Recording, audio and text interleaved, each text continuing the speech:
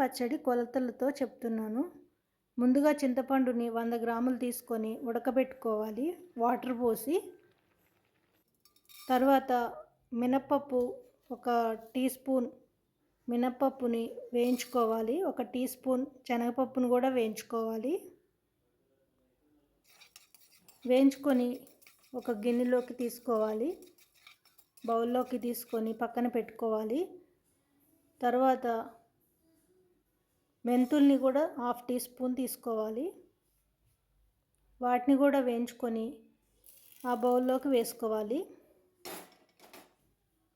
తర్వాత కొద్దిగా ఆయిల్ వేసుకొని దానిలోకి 100 గ్రాముల ఎండుమిరపకాయలని వేసుకొని వేయించుకోవాలి. వేయించుకొని వాటిని ఒక ప్లేట్లోకి తీసుకోవాలి. కొద్దిగా వేగితే సరిపోతుంది. బాగా నల్లగా అయితే మళ్ళీ పచ్చడంతా పాడైపోతుంది, నల్లగా అయిపోతుంది.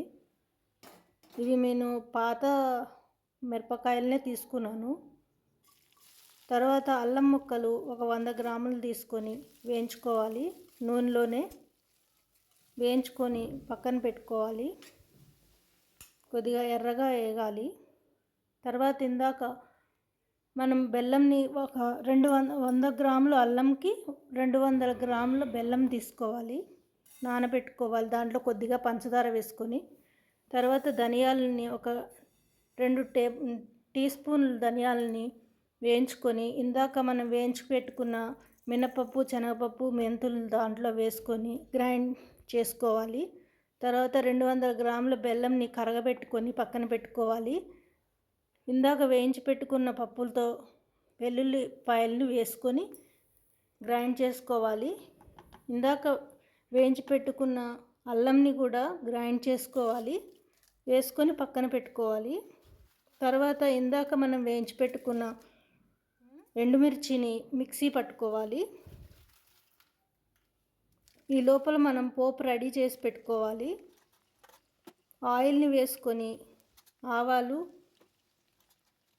దానిలోకి మినప్పప్పు, శనగపప్పు, కొద్దిగా పసుపు, తర్వాత ఎండుమిరపకాయలు, వెల్లుల్లిపాయలని వేసుకోవాలి. కరివేపాకు వేసుకోవాలి.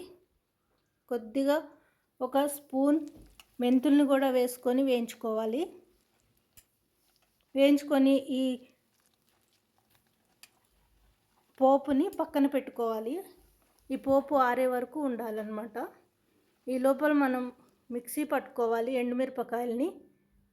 ఇందాక మనం చింతపండును ఉడకబెట్టుకున్న చింతపండు ఆరిన తర్వాత ఈ కారంలోకి వేసుకోవాలి. దీన్ని కూడా మిక్సీ పట్టుకోవాలి.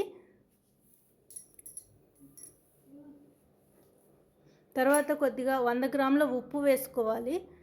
ఇందాక అల్లంని అన్నీ మిక్సీ పట్టుకున్న తర్వాత ఆ అల్లం అన్నీ కలిపి మిక్సీలోకి వేసుకోవాలి. తర్వాత దానిలోకి బెల్లం, పాకం పట్టిన బెల్లంని వడపోసుకొని మిక్సీలోకి వేసుకొని మళ్ళీ గ్రైండ్ చేసుకోవాలి.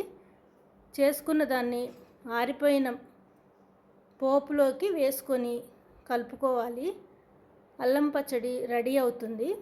ఈ పాత ఎండుమిరపకాయలు కనుక కొంచెం కలరు తేడా వచ్చింది. అదే కొత్త మిరపకాయలు అయితే అల్లం పచ్చడి రెడ్గా ఉంటుంది.